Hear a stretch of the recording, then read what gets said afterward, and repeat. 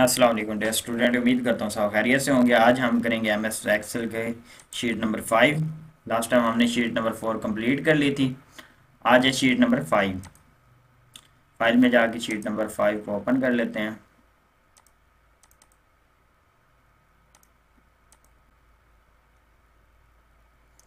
तो sheet number 5 भी एक पे सिस्टम के बारे में है। इसमें कुछ चीज़ें मैंने ऐड की हैं, तो वो चीज़ें इसमें हम देखेंगे।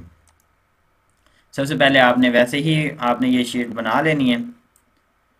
तो अगर आपको यहाँ पे इसकी सेटिंग वगैरह समझ नहीं आ रही कि आपने शीट की हेडिंग कैसे देनी है, उसके बाद शीट पे यहाँ पे टेबल प्रॉपर कैसे शो करवाना है, तो आपने लेक्चर एमएस एक्सेल का लेक्चर नंबर 1 देख लेना। उसमें सारी ही डिटेल आपको बता दी थी कि प्रिंट आउट कैसे सेट करते हैं, उसके बाद ये टेबल कैसे शो करवाते हैं, हेडिंग कैसे देते हैं शीट के ऊपर। तो वो सारा कुछ ही मैंने आपको लेक्चर नंबर 1 पे बता दिया। अगर आप किसी बच्चे ने वो लेक्चर नहीं देखा तो वो मेरे यूट्यूब चैनल से जाके देख सकते हैं। तो आज इस शीट के स्टार्ट करते हैं। सबसे पहले आपने यहाँ तक आपने शीट खुद ही बना लेनी है, सर्विस लाइफ तक। बाकी ये चीज़ें हमने मालूम करनी है, तो उसका फार्मूला मैं आपको बताऊंगा। सबसे पहले ये नंबर ऑफ सर, बेसिक पे, नंबर ऑफ सर, ये सीरियल नंबर है और ये नंबर ऑफ सर, इनमें डिफरेंट है। यानी कि अगर यहाँ पे एक चीज़ मिसिंग है, यहाँ पे हमने ऐड करना था डेजिनेशन। अब ये देखें, फर्ज करें कि ये यहाँ पे आप एक कॉलम हमने एक और ऐड करना है, तो उसका तरीकाकार है कि आपने कॉलम के टॉप पे जाके राइट क्लिक करना है और इंसर्ट पे क्लिक कर देना है, तो एक कॉलम ऐड हो जाएगा। अब यहाँ पे आ जाएगा डेजिनेशन।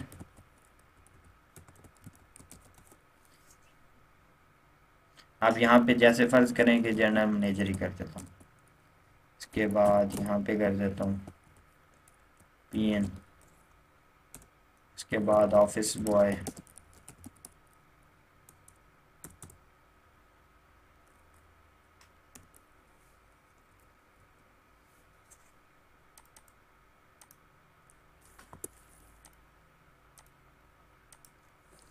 ठीक हो गया। तो इसको निकालने का फार्मूला है हमारे पास। आज हमने ये सीखना है कि मेडिकल अलाउंस, सीएल अलाउंस, अब यहाँ पे यूनिवर्सिटी अलाउंस भी आ गया। उसके बाद बोनस, अब यहाँ पे बोनस के नीचे अमाउंट भी नहीं बताएगी।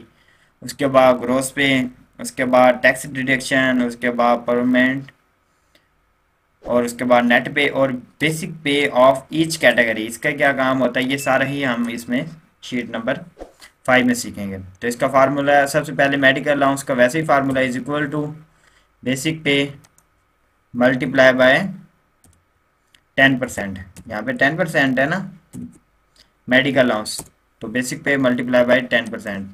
हाउस रेंट का formula is equal to basic pay multiply by 25%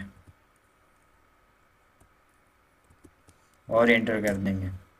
उसके बाद सीएल अलाउंस का formula is equal to basic pay multiply bye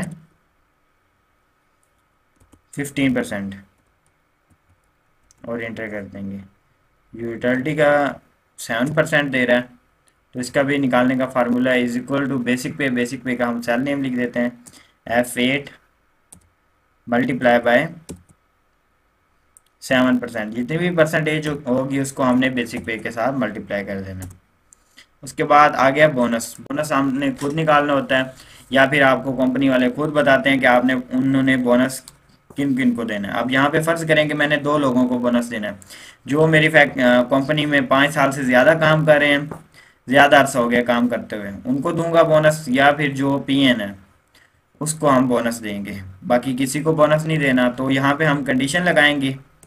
उसके लिए कंडीशन लगाएंगे is equal to if bracket और ब्रैकेट। यहाँ पे इज इक्वल टू इफ का मतलब होता है अगर, और होता है या, यानी कि अंदर 2 कंडीशनें लगानी है हमने, तो वहाँ लगाएंगे और, फिर ब्रैकेट, और यहाँ पे फार्मूला टाइप करेंगे कि is equal to if bracket और उसके बाद डेजिनेशन के सेल नेम और इज इक्वल टू पीएन। अगर उसका डेजिनेशन जो है बराबर है पीएन के, तो इन्वर्टेड कॉलम, सिंगल कॉलम, फिर हम यहाँ पे लिखेंगे ग्रेटर देन, सॉरी आगे लिखेंगे हम सर्विस लाइफ। सर्विस लाइफ का सेल नेम, फिर ग्रेटर देन कितने साल से काम करो, यानी कि 5 साल से ज़्यादा अर्सा हो गया। ग्रेटर देन का मतलब होता है ज़्यादा, यानी कि H5 ग्रेटर देन 5, इसका मतलब सर्विस लाइफ 5 साल से ज़्यादा है तो बोनस देंगे। तो ब्रैकेट क्लोज कर दें, यहाँ पे सिंगल कॉलम टाइप कर दें कितना बोनस देना है। अगर वो पीएन है तो उसको 400 बोनस मिलेगा, अगर उसकी सर्विस लाइफ 5 साल से ज़्यादा तो उसे 4000 बोनस दिया जाएगा। तो ये अलग अलग अमाउंट देनी है, तो यहाँ पे 400, फिर हमने कॉलम लगाना है और फिर हमने एक और ज़ीरो लगानी है, और उसके बाद ये ब्रैकेट क्लोज कर देंगे और इंटर कर देंगे, तो ये हमारे पास इसका बोनस आ जाएगा।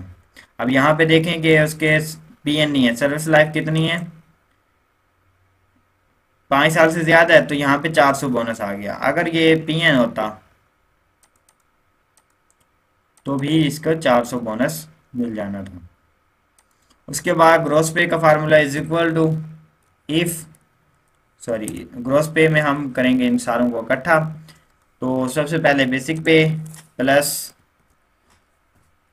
Medical allowance plus house rent plus utility plus bonus, तो इन सारों को इकट्ठा कर देंगे तो हमारे पास ग्रॉस पे आ जाएगी। और टैक्स डिडक्शन का formula is equal to basic pay multiply by जितने भी परसेंट टैक्स लगेगा उसको हमने मल्टीप्लाई कर देना। जैसे 8% है तो ये आपका is equal to basic pay multiply bye 8%, enter कर देंगे तो ये आंसर आ जाएगा। उसके बाद यहाँ पे भी सेम ही formula is equal to basic pay multiply by 30%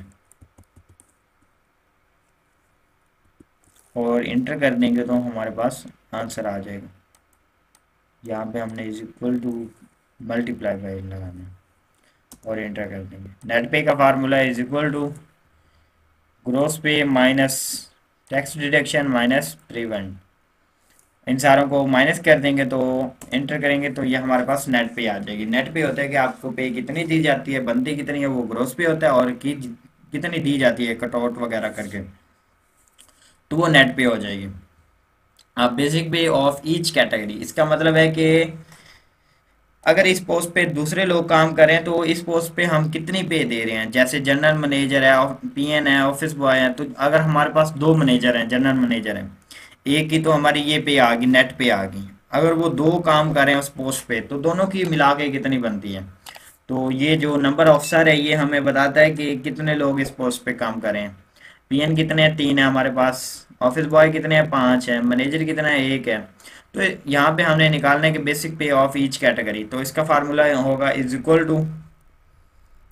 to basic pay, sorry, is equal to net pay multiply by जितनी भी परसेंटेज होगी, सॉरी, मल्टीप्लाई कर देंगे नंबर ऑफ सर के साथ, ठीक है, और एंटर कर देंगे। अब जितने भी उस पोस्ट पे काम कर रहे होंगे उन सारों की पे इकट्ठी हो जाएगी, यानी कि यहाँ पे एक की कितनी बनती है, 23,520 रुपीज़, लेकिन इस पोस्ट पे कितने 3 लोग काम कर रहे हैं, तीनों को मिला के कितनी बनती है वो ये आ गई, ठीक है। तो इस तरह आपने ये फार्मूला लगाना है। उम्मीद है आपको ये लेक्चर समझ आ गया होगा। अगर किसी चीज़ की समझ नहीं आई तो आपने कमेंट सेक्शन में लाजमी बताना।